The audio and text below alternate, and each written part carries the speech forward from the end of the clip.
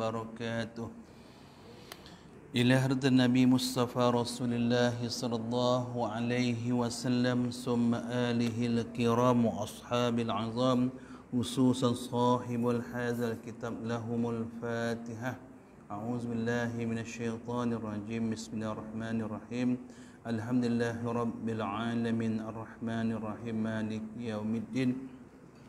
إياك نعبد وإياك نستعين اهدنا الصراط المستقيم صراط الذين أنعمت عليهم غير المغضوب عليهم ولا الضالين آمين.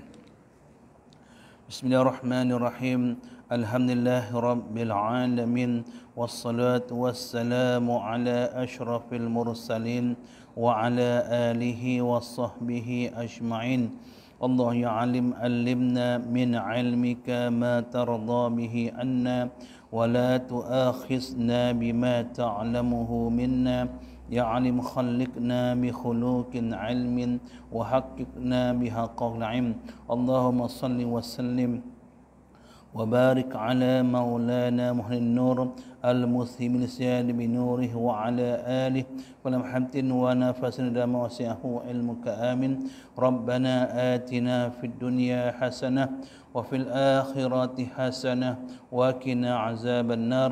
وصلى الله على سيدنا محمد وعلى آله وصحبه وسلم. الحمد لله رب العالمين.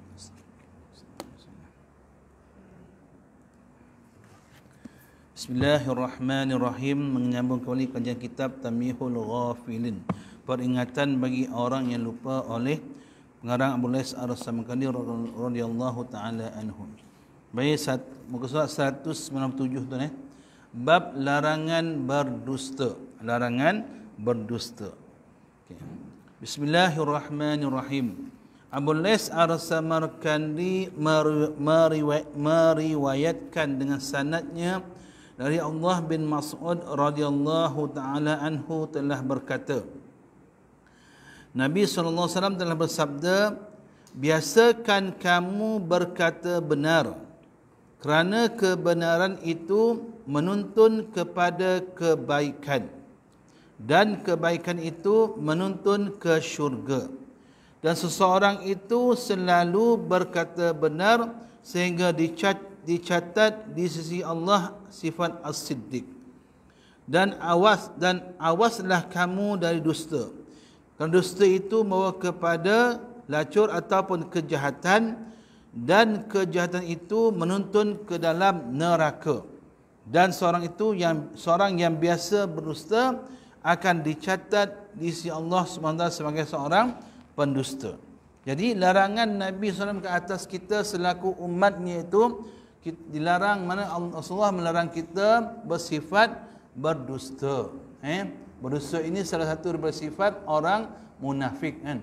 Bila bercakap dia berdusta. Jadi orang yang sentiasa berkata benar, qaul haq wala muran kan. Katalah benar walaupun itu pahit. Biasa orang yang cakap bonan kadang-kadang tidak disukai oleh orang.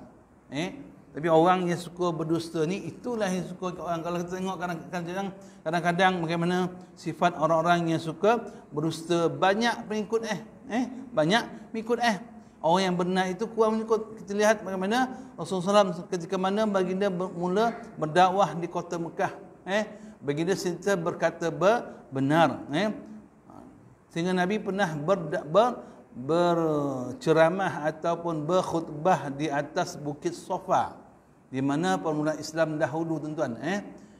Ketika itu Nabi digelar sebagai Al-Amin. Al-Amin ni seorang yang sangat amanah. Orang Arab sangat sangat syukur dengan Nabi SAW, sehingga baginda digelar sebagai Al-Amin ataupun seorang yang sangat amanah. Sehingga kalau ada orang Arab yang ingin bermusafir keluar, barang-barang mereka akan diberi amanah kepada Rasulullah untuk dijaga. Sehinggalah Rasulullah telah dilantik sebagai Rasul pun mereka masih lagi percaya dengan Nabi yang bersifat amanah ataupun Al-Amin. Ini setahu ketika mana bulan Nawah Nabi naik ke Bukit Safa dan berkata kepada seluruh orang Arab Quraisy, kalau aku kata bahawa di belakang aku sekarang ni ada musuh, wahai kaumku, adakah kamu akan percaya? Semua kata percaya. Belakang dia Rasulullah tak ada musuh. Tak ada musuh pun, tapi kalau Rasulullah kata ada musuh, percaya. Lantas Rasulullah pun mengajak mereka berdakwah menyembah Allah Subhanahu wa taala. Jam tu juga mereka mendustakan Nabi sallallahu alaihi wasallam. Itulah keadaan orang kafir Quraisy Mekah pada permulaan Islam dahulu. Mereka tidak bersetuju dengan dakwah Nabi sallallahu alaihi wasallam. Jadi dalam kitab ini sebut bahawa kita diseru agar sentiasa bercakap benar. Walau bercakap benar itu satu kepahitan kepada diri kita, kan? Okay. Abu Las Ar-Samarkandi meriwayatkan dengan sanadnya dari Allah bin Mas'ud radhiyallahu anhu berkata, kamu anggap orang itu munafik dengan 3 tanda. Kamu anggap orang munafik itu dengan 3 tanda. Jika berkata, dia berdusta. Itu sifat yang pertama. Dan bila berjanji, dia menyalahi janjinya. Dan jika bersumpah, dia mengkhianati sumpah dia tersebut. Itu di antara sifat-sifat orang munafik. Di antaranya, bila bercakap, dia suka berbohong, kan? Dan kebenaran keterangan ini dari ayat, maksudnya ayat Taubah 75-77, dan di antara mereka, yakni orang munafik, ada yang berjanji kepada Allah, jika kami diberi kekayaan oleh Allah Subhanahu wa taala, pasti akan bersedekah dan menjadi orang yang soleh. Dan ketika diberi Allah kekayaan, tiba-tiba mereka kikir, yakni kedekut, dan berpaling serta mengabaikan. Maka mengakibatkan sifat nifak di dalam hati mereka hingga hari kiamat. Kerana mereka telah menyalahi janji kepada Allah dan kerana mereka telah berdusta. Ini Allah sebut dalam surah At-Taubah ayat 75 hingga ayat 77 berkaitan dengan orang munafik, orang yang bersifat munafik. Bila mereka berkata, mereka bohong, mereka mohon kekayaan kepada Allah Subhanahu wa taala. Kalau mereka kaya, mereka akan bantu orang susah. Itulah kira akan sedekah. Bila mereka diberi kekayaan oleh Allah Taala, mereka bersifat kikir, yakni kedekut, tak nak keluarkan harta benda mereka, kan? Sehingga mereka mengakibatkan mereka digelar sebagai orang munafik ataupun mempunyai sifat nifak di dalam hati mereka, dan mereka menyalahi janji mereka tersebut. Mereka akan diazab di hari akhirat. Itu di antara balasan kepada orang yang bersifat munafik, ataupun orang yang bersifat suka berdusta di dalam kata-kata mereka. Kan kocik main tuan, kita biasa dengar kan, cerita apa? Budak kan. Dia pergi panjat masjid, ataupun dia khabar ada dia punya kambing yang dimakan oleh serigala, kan. Orang kampung pun datang masjid nak tolong dia. Bila sampai masjid, mereka dia kata April Fool lah kira, bohong, dia bohong lah, kan. Sampai 3 kali dia buat bondo tersebut, kan. Sehingga akhir sekali orang kampung tak percaya apa yang dia cakap tersebut. Akhir sekali kambing semua dimakan dekat serigala, padahal muka. Macam itulah, kan. Itu kisah lah, kisah tauladan lah oleh orang Melayu, agar kita jangan bersifat berdusta. Orang tak percaya, kan. Abu Las Ar-Samarkandi meriwayatkan dengan sanadnya dari Malik berkata, ketika Luqman Hakim ditanya, apakah sebab sehingga kamu dapat mencapai kedudukanmu itu? Jawab Luqman, dengan benar dalam berkata-kata dan menaikkan, yakni menepati amanah, dan meninggalkan apa yang bukan kepentinganku. Itulah tiga perkara itu yang telah dilakukan oleh Luqman. Di antaranya dia tidak berdusta dalam berkata-kata sehingga dia mencapai kedudukan yang tinggi si Allah Subhanahu wa taala. Luqman ini dikatakan dia bukan seorang nabi, dia seorang yang arifin lah, yang orang yang arif. Abu Las Ar-Samankandi meriwayatkan dengan sanadnya dari Safwan bin Sulaim berkata, Rasulullah SAW ditanya, apakah orang mukmin dapat menjadi penakut? Jawab baginda, ya. Ya. Ditanya pula, apakah mungkin seorang mukmin itu pendusta? Jawab Nabi SAW, tidak. Ini sifat seorang mukmin, dia tidak berdusta dalam kata-kata mereka dan dalam perbuatan mereka. Sehingga Rasulullah menafikan sifat orang mukmin itu seorang pendusta. Penakut, ya, tapi pendusta itu bukan sifat seorang mukmin.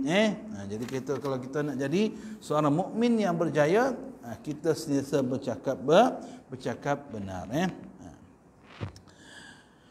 Abu Las Ar-Samarkandi meriwayatkan dengan sanadnya dari Ubadah bin Samit radhiyallahu anhu telah berkata, Rasulullah SAW telah bersabda, jagalah 6 macam untuk dirimu sendiri, saya dapat menjamin untukmu syurga. Jadi 6 perkara yang Rasulullah suruh kita jaga. InsyaAllah kita akan dapat jaminan syurga dari Nabi SAW.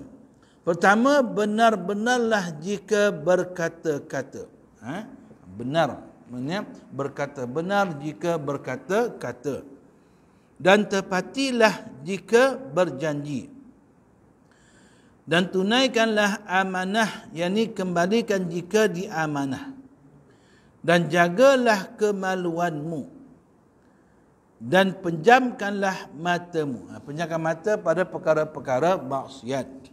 Dan jagalah tanganmu. Ini 6 perkara yang diperintahkan oleh Nabi SAW kepada kita selaku umatnya agar menjaga 6 perkara tersebut. Yang pertama, agar kita bercakap biarlah benar. Berjanji tepat. Bila diamanah, tunaikan. Bila jaga kemaluan kita daripada perkara-perkara yang maksiat, yang dosa.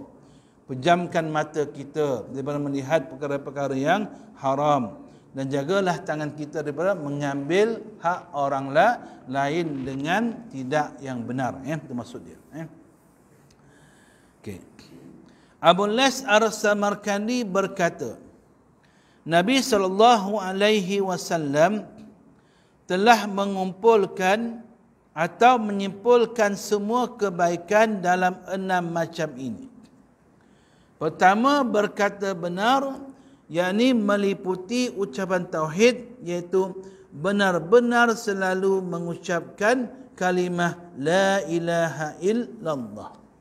Benar terhadap Allah setelah mengucapkan, dan benar terhadap Allah dan juga terhadap manusia. Itu yang pertama. Kedua, menepati janji baik terhadap Allah atau terhadap sesama manusia, iaitu janji taat sampai mati kepada Allah dan baik kepada sesama manusia.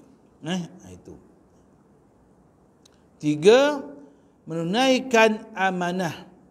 Amanah dari Allah berupa kewajipan-kewajipan yang diwajibkan atas semua hamba. Menunaikan amanah. Allah telah mengamanahkan kita akan segala perkara-perkara yang wajib. Contohnya solat, puasa, zakat. Jadi kita perlu menunaikan amanah Allah tersebut. Kalau tidak, kita disebut sebagai seorang pendusta kepada Allah Subhanahu wa taala. Dan amanah dari sesama manusia, iaitu perkataan atau anak atau harta ataupun kehormatan. amanah kita kepada sama-sama itu perkataan kita berkata yang baik kepada orang lain. Atau anak pun amanah Allah Subhanahu wa taala. Amanah Allah kepada kita, perlu kita pelihara anak kita dengan baik, jaga dengan baik, didik dengan baik, penuhkan didik anak kita dengan dengan perkara-perkara agama agar mereka mengetahui perkara halal dan juga yang haram. Dan juga harta kita perlu juga Allah berikan amanah kepada kita, kita tunaikan haknya kepada orang lain, ataupun kehormatan, yang kita jaga kehormatan kita dari perkara-perkara yang tidak baik. 4, menjaga kemaluan dari semua yang syubhat dan haram, dan memelihara jangan terlihat orang lain, dan melihara jangan terlihat orang lain, sebab Nabi SAW telah mengutuk orang yang melihat dan yang dilihat. 5, pejamkan matamu dari aurat sesama manusia atau kecantikan wanita yang haram dilihatnya, dan jangan membelalak. Jangan memelak ke dunia, sebagai ayat maksudnya, dan jangan memelakkan matamu kepada apa yang kami berikan perlengkapan mereka dari dunia untuk kami uji mereka dengan kemewahan itu. 6, dan jagalah tanganmu dari segala yang haram, baik berupa harta atau lainnya. Itu di antara 6 perkara kita sebut 6 perkara yang jika kita lakukan akan dijamin oleh Rasulullah dengan syurga Allah Subhanahu wa taala. Huzaifah bin Yaman. Huzaifah bin Yaman ni salah seorang daripada sahabat Rasulullah yang memegang nama-nama ahli munafik di kota Madinah. Pemegang amanah. Nabi bagi nama orang munafik kepada sahabatnya Huzaifah bin Yaman radhiyallahu taala anhu, tuan-tuan. Hari-hari Sayyidina Umar bin Al-Khattab jumpa Huzaifah bin Yaman. Bertanyakan ada tak nama dia dalam senarai nama-nama orang munafik. Huzaifah mengatakan tidak tak ada. Huzaifah ni orang yang baik. Huzaifah bin Yaman berkata, dahulu di masa Rasulullah itu ada kalanya seseorang mengucapkan sepatah kata dapat menjadi munafik. Dan kini saya mendengar kalimah itu keluar dari kamu dalam sehari 10 kali. Yani kamu tidak hirau terhadap kalimah itu dan menganggap remeh. Itu seperti berdusta yang telah jelas bahawa dia itu tandamu munafik. Itu kata Huzaifah bin Yaman kepada orang ramai berkaitan dengan ucapan orang yang suka berdusta. Itu salah satu daripada sifat orang-orang yang munafik. Kita kena takut, tuan-tuan, kalau kita termasuk di kalangan orang-orang yang munafik. Orang munafik, tuan-tuan, tempat syurga itu lebih rendah daripada orang kafir. Orang munafik itu akan berada di kerak api neraka Allah Subhanahu wa taala. Orang kafir itu berada di api ke atas julang-julang tu. Kalau kena panggang lah, julang sikit lah. Kita ke dalam, tuan-tuan. Kalau kita termasuk di kalangan orang-orang munafik, itu sebab sahabat Nabi SAW sangat takut kalau ada dalam kalangan mereka, dalam hati mereka itu sifat-sifat munafik. Hari-hari mereka akan jumpa Huzaifah untuk bertanya, adakah mereka itu terdiri daripada kalangan orang-orang yang munafik. Maka seharusnya seorang Muslim menjaga diri dari tanda-tanda munafik. Sebab seorang jika telah biasa berdusta, pasti dianggap pendusta dan munafik. dan ia dibebani dosa-dosa orang yang mengikut perbuatannya. Kan? Itulah. Dia biasa berdusta, tengok anak ikut dia berdusta, dah dia pun sama dapat dosa anak dia. Cucu dia dusta, lagilah bertambah dosa dia. Itu sebab orang yang mengajar suatu ilmu kebaikan, dia akan mendapat kebaikan tersebut walaupun dia telah mati, tuan. Orang yang mengajar ilmu kejahatan, tuan, walaupun telah mati, walaupun dia telah mati, tapi ilmu itu diamalkan oleh orang-orang selepasnya, maka dia pun dapat saham daripada dosa orang yang buat amal tersebut. Faham? Jadi berhati-hatilah dalam kita melakukan suatu perkara. Takut perkara itu perkara yang tidak baik yang diikuti oleh anak kita, cucu kita dan cicit kita lah. Faham? Baik.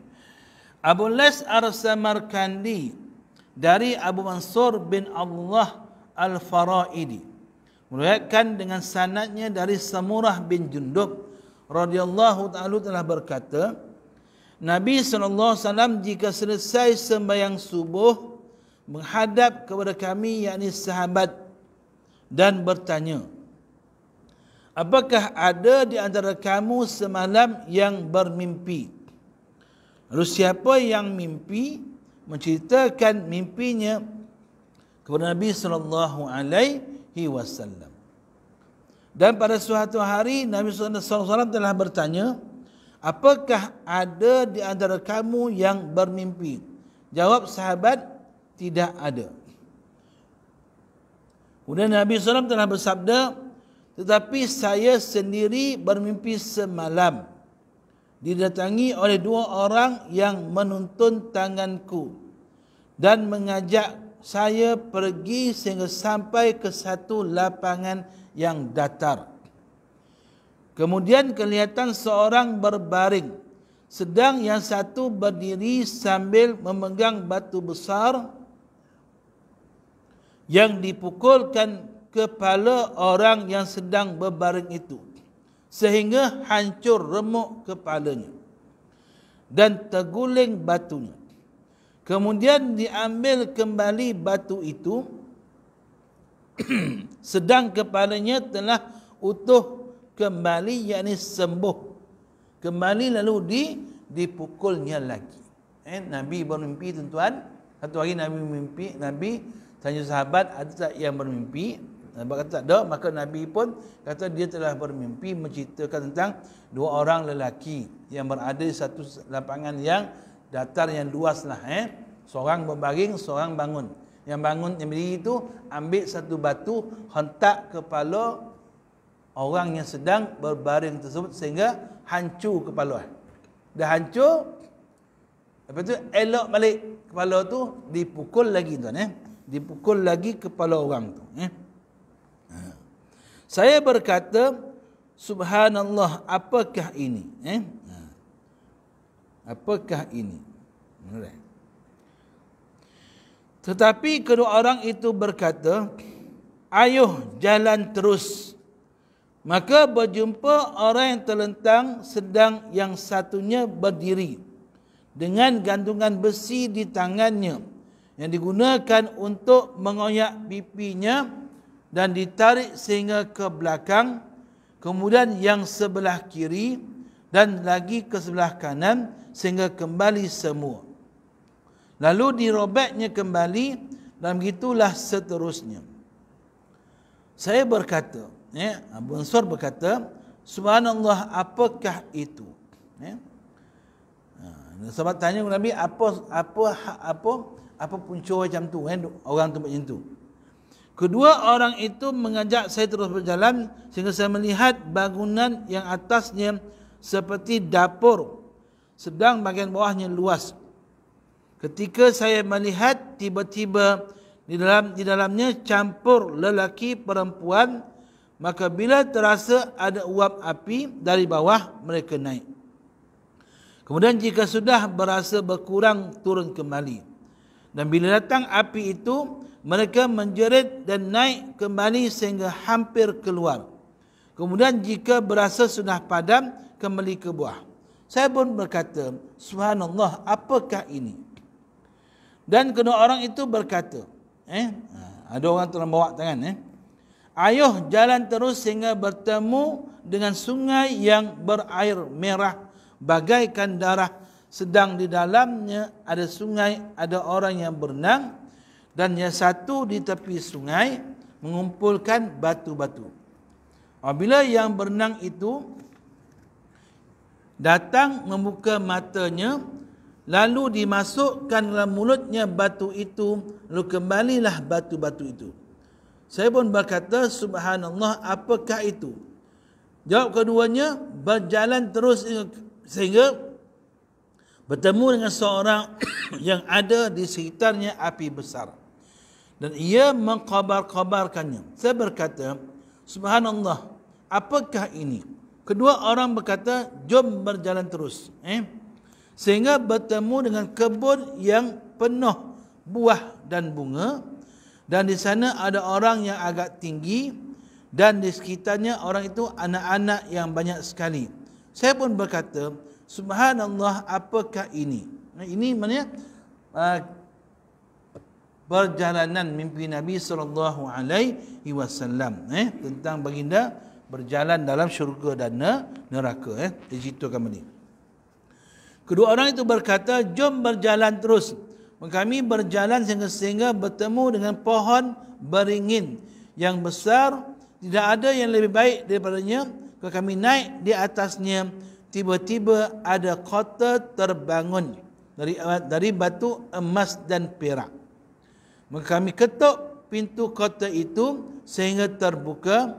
Maka kami masuk, maka segera dikeluarkan oleh kedua orang itu dan dimasukkan di bangunan itu yang lebih indah dan lebih baik. Dan ketika mata saya melihat ke atas, terlihat bangunan putih bagaikan kaca. Lalu diberitahu, ini rumahnya. Saya bertanya, dapatkah saya masuk ke sana? Jawab keduanya, sekarang belum dapat dan kelak pasti dapat engkau masuk ke dalamnya. Lalu saya berkata, ini malam saya melihat yang ajaib-ajaib. Maka apakah arti semua itu? Jawab keduanya, malaikat, dua ni malaikat. Adapun orang yang dipukul kepalanya dengan batu, maka orang itu orang yang mengerti Al-Quran, lalu mengabaikannya dan tidak sembahyang fardu. Itu balasan bagi orang yang tak sembahyang. Dan juga orang yang tahu tentang hukum agama Al-Quran tapi tidak melaksanakannya. Akhirat esok mereka akan dibaringkan dan dipukul kepala mereka dengan batu oleh malaikat. Itu yang pertama. Adapun yang dikoyak pipinya sampai ke belakang, ke belakang, maka orang itu yang membawa berita bohong sehingga tersebar ke mana-mana. Balasan bagi orang yang suka berbohong, tuan-tuan, akhirat besok mereka akan cakar pipi mereka dengan besi, besi yang berduri tu, yang Cina punya tu lah, Cina tu, yang ada cakar tu, dicampakkan orang apa? Orang Kungfu Cina tu pakai cangkar macam tu lah, lebih kurang, lebih kurang lah. Maka corner pipi dia tarik sampai ke belakang, tuan-tuan. Itulah keadaan orang yang suka berbohong. Nak hari ni, tuan-tuan, lagi mudah kita nak berbohong. Dulu mungkin kita bercakap, mungkin yang dengar kawan kita ataupun orang-orang yang ada sekitar kita. Sekarang ni kita tak perlu bercakap dah. Kita tulis je. Tulis benda yang bohong tersebar satu dunia. Lagi parah, tuan. Lagi bahaya. Adapun orang-orang yang campur lelaki perempuan dalam dapur api. Dalam dapur api, tuan. Dalam dapur api. Faham? Boleh faham? Dapur api. Maksudnya dalam korang api itulah. Maka mereka pelacur lelaki perempuan. Adapun orang yang berenang dalam sungai darah, maka mereka pemakan riba. Pemakan riba. Adapun orang yang dikelilingi api, maka itu malaikat Malik penjaga neraka. Adapun orang yang tinggi dalam kebun, maka itu Nabi Ibrahim, dan anak-anak itu ialah anak-anak kecil yang mati dalam keadaan fitrah. Ini mana? Anak-anak kecil yang mati, anak-anak yang mati kecil, mereka itu dijaga oleh Nabi Ibrahim alaihi salam. Itu mereka akan menjadi pelayan dalam syurga Allah Subhanahu wa taala. Adapun rumah yang pertama, maka itu untuk orang-orang awam mukminin. Adapun yang satunya, maka itu tempat orang-orang yang mati syahid. Rumah yang pertama Nabi tengok daripada Omeh Perak tu, itu rumah untuk orang-orang awam mukminin. Dalam mimpi Nabi tu. Dan kemudian terbitlah rumah daripada kacau, daripada belian ke apa. Itu rumah kepada orang-orang yang mati syahid. Dan saya Jibril, dan ini Mikail. Maksudnya Jibril dan Mikail datang dalam mimpi Nabi SAW dan bawa Nabi bersia-sia lah, dalam neraka Allah Subhanahu wa taala dan syurga Allah Subhanahu wa taala. Nabi melihat akan siksaan-siksaan, terutamanya siksaan kepada orang-orang yang suka berbohong. Nabi diperlihatkan akan siksaan tersebut. Jadi siksaan, kita cerita bab dustakan. Siksaan bagi orang yang berdusta ialah mereka akan dicakar dengan pencakar daripada besi api neraka Allah Subhanahu wa taala. Sampai pipi dia terobek, kulit dia terobek dan sebagainya. Itulah keadaan orang-orang yang suka berbohong. Maka ada orang yang tanya, dan anak-anak orang musyrikin. Jadi ada sahabat tanya Nabi, macam mana pula keadaan orang kafir, anak dia mati ketika kecil. Jawab Nabi SAW, dan anak-anaknya orang musyrikin juga di tempat Nabi Ibrahim alaihi salam. Tetapi mengenai anak-anak orang musyrikin ini, maka ada yang berpendapat jadi pelayan ahli syurga, dan sebagian juga menjadi ahli neraka, wallahu alam. Jadi ada pendapatlah berkaitan dengan anak-anak orang musyrikin yang mati kecil ini. Ada pendapat ulama kata mereka ini akan dijaga oleh Nabi Ibrahim alaihi salam dan menjadi pelayan dalam syurga Allah Subhanahu wa taala, dikatakan sebagai wildan. Ada pendapat ulama kata mereka ini termasuk di kalangan ahli neraka Allah Subhanahu wa taala ikut mak ayah. Tapi pendapat yang lebih kuat ialah anak-anak yang mati kecil ni, Islam ataupun kafir, mereka ini dijaga oleh Nabi Ibrahim alaihi salam, dan mereka menjadi wildan ataupun pelayan-pelayan dalam syurga Allah Subhanahu wa taala. Abu Las Al-Samarkandi meriwayatkan dengan sanadnya dari Allah bin Mas'ud radhiyallahu berkata, sebenar-benar keterangan ialah kitab Allah. Sebenar-benar keterangan, sebenar kitab ialah kitab Allah Subhanahu wa taala, ini Quran.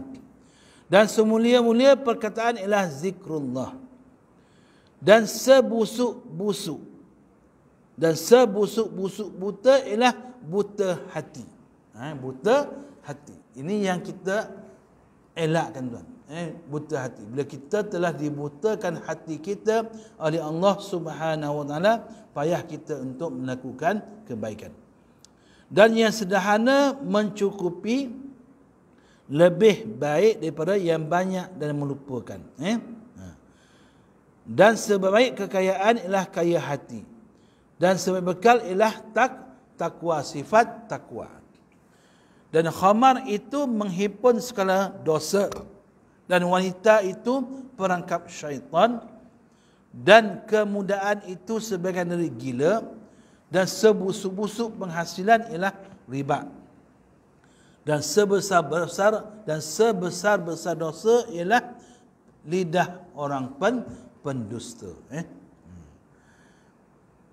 Abu Las Ar-Samarkandi meriwayatkan dengan sanadnya dari Sufyan bin Abi Husain berkata, Nabi SAW telah bersabda, dusta itu tidak dibenarkan kecuali dalam 3 perkara. Pertama, dalam perang, dusta. Kedua, seorang yang akan mendamaikan antara 2 orang.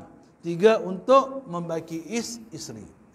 Itu kata Abu Las Ar-Samarkandi daripada Sufyan bin Husain. Nabi SAW bersabda, 3 dusta yang dibenarkan, yang diharuskan. Yang pertama, dusta dalam perang, iaitu kita membuat tipu daya dalam perang.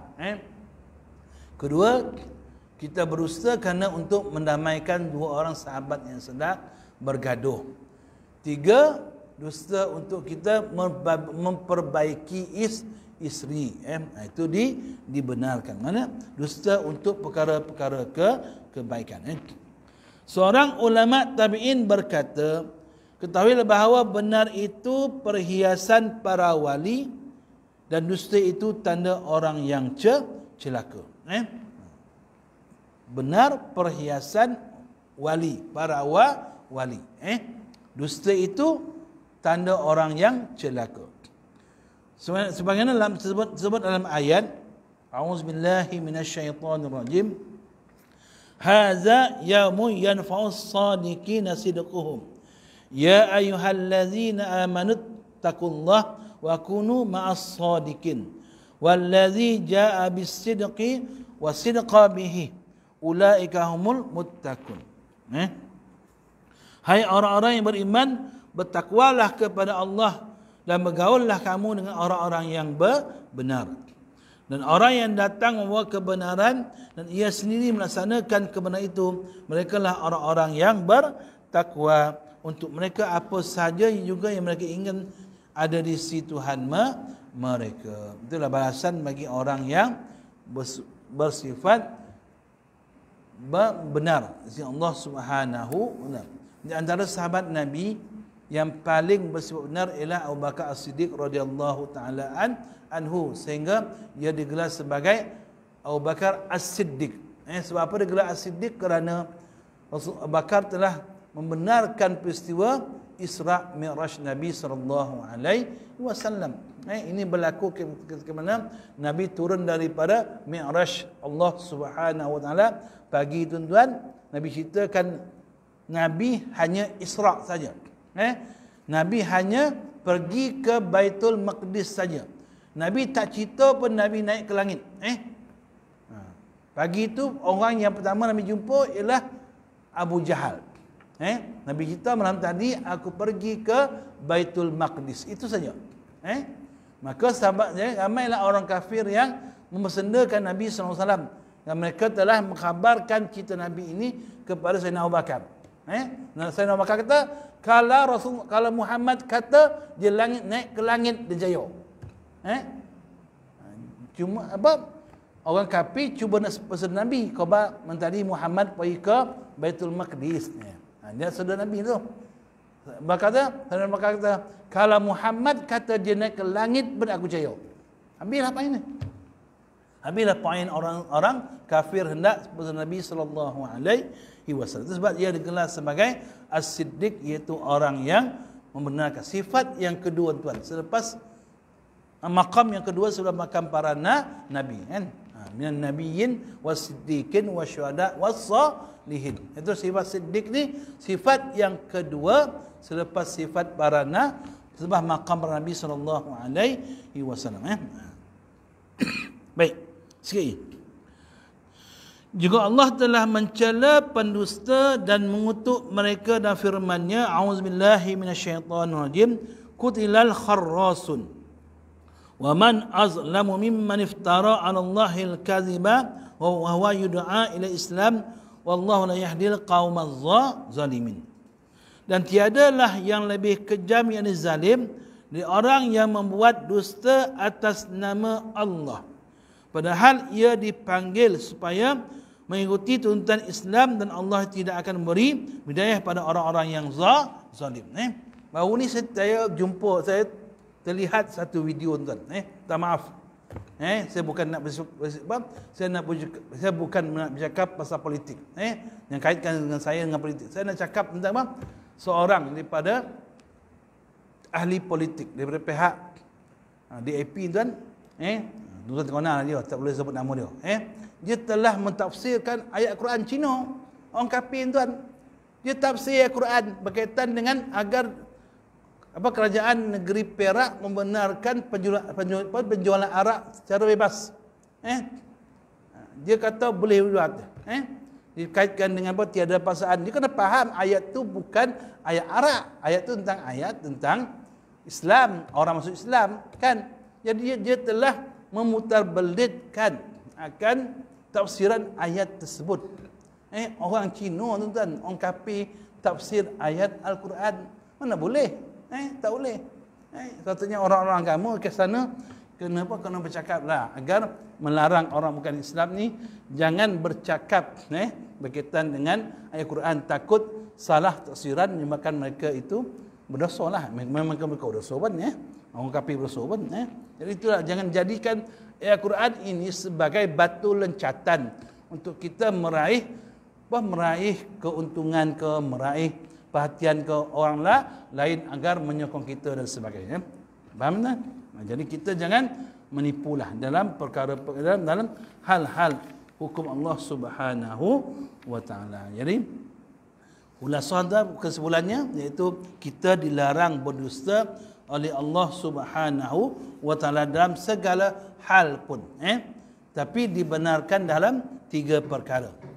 Yang pertama, berdusta ataupun tipu daya dalam peperangan, sebagaimana yang dibuat oleh Sayyidina Khalid bin Walid dalam peperangan Hunain. Kedua iaitu orang itu berdusta kerana untuk membaikkan 2 orang yang bersaudara. Yang ketiga, berdusta untuk membaiki akan akhlak isteri. Itu 3 perkara yang dibenarkan dalam Islam. Tapi yang lain tak dibenarkan untuk kita berdusta. Wallahu a'lam. Bismillahirrahmanirrahim. Alhamdulillahi rabbil alamin, wassalatu wassalamu ala asyrafil mursalin wa ala alihi wa sahbihi ajma'in. Ya alim kulla ulum, ya sami'u al-mazlum, la taj'al fi majlisina syaqi wala mahrum. Rabbana atina fid dunya hasanah wa fil akhirati hasanah wa qina azaban nar. Wa sallallahu ala sayyidina Muhammad wa ala alihi wa sahbihi wasallam. Alhamdulillahi rabbil alamin. Taqabbalallahu minkum.